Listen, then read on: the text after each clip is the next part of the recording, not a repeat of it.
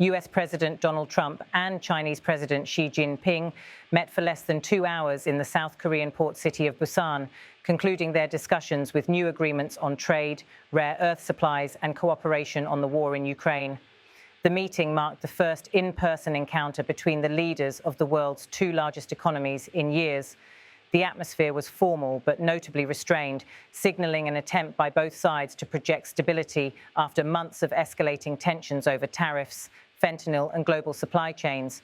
At the start of the session, both leaders exchanged formal greetings. Cameras captured them, shaking hands before taking their seats for closed-door talks. According to the White House, the discussions centered on three key areas: trade tariffs, rare earth element supplies, and broader geopolitical issues, including the ongoing war in Ukraine. Following the meeting, President Trump addressed reporters briefly, describing the outcome as a major breakthrough. He announced an immediate reduction in US tariffs on fentanyl-related goods imported from China.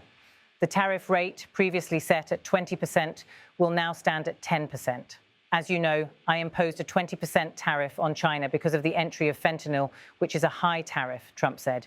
And based on their statements today, I have reduced it by 10%. So it's 10% instead of 20% effective immediately.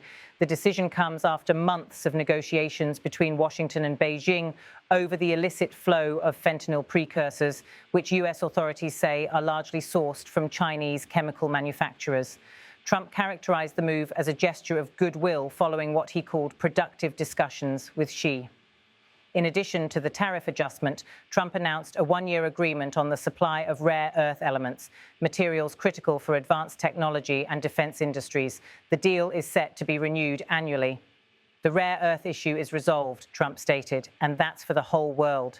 I mean globally. I guess you could say it was a global situation, not just for the United States. So we continue to produce rare earths and buy them and everything else when we look at other countries. But with China, that whole situation, that obstacle is no longer there. Rare earths are essential components in semiconductors, batteries, and defense systems.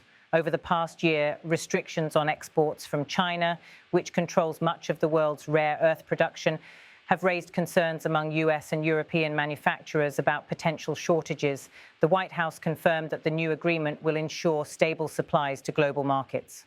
Trump described the discussions as constructive, adding that the resolution of these trade issues would help stabilize markets and improve bilateral relations. The US president also revealed that Ukraine featured prominently in the talks. While both sides maintained different positions on the conflict, Trump said they had agreed to cooperate in seeking a diplomatic path forward. Ukraine came up very strongly. Trump said, we talked about it for a long time, and we're going to collaborate to see if we can come to an agreement. We agreed that the parties are, locked in a fight, and sometimes you have to let them fight, I guess. It's crazy, but he's going to help us, and we're going to work together on the Ukraine issue. There's not much more we can do. The comment reflects Washington's current emphasis on engaging major powers, including China, in seeking an end to the conflict. Beijing has previously positioned itself as a potential mediator, calling for ceasefire initiatives while maintaining close ties with Moscow. During the meeting, President Xi reiterated his long-standing view that China and the United States should maintain constructive engagement and avoid confrontation. Speaking through a translator, he emphasized the importance of stable ties between the two nations. Over the years, I have stated publicly on numerous occasions that China and the United States should be partners and friends, Xi said. This is what history has taught us and what reality demands. No joint statement was issued after the talks, but both sides signaled readiness to continue dialogue.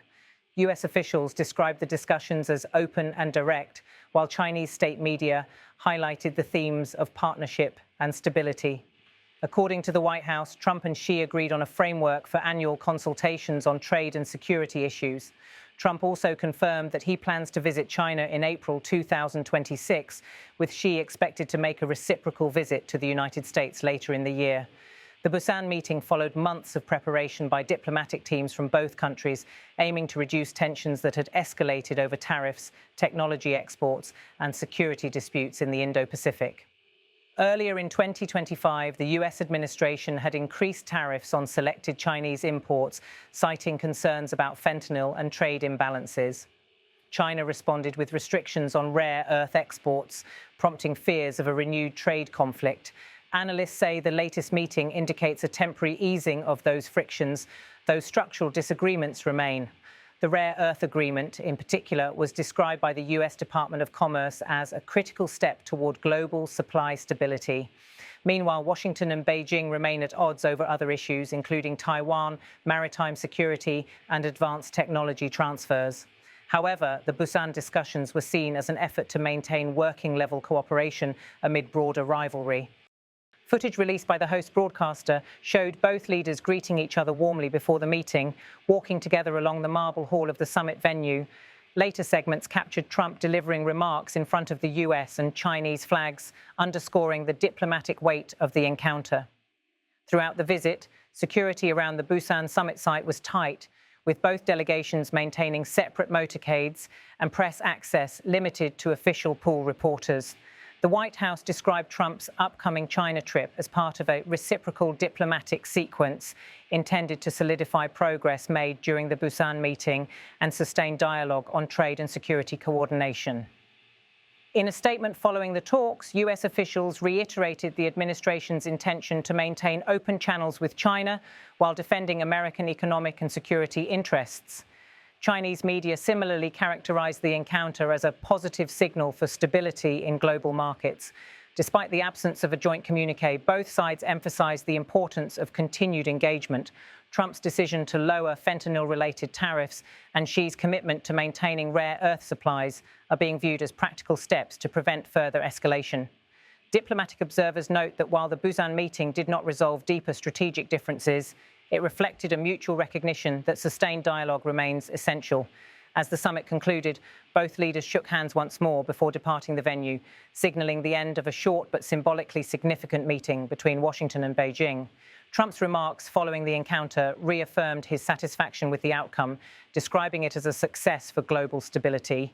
He added that the agreements reached in Busan would benefit not just the United States and China, but the entire world.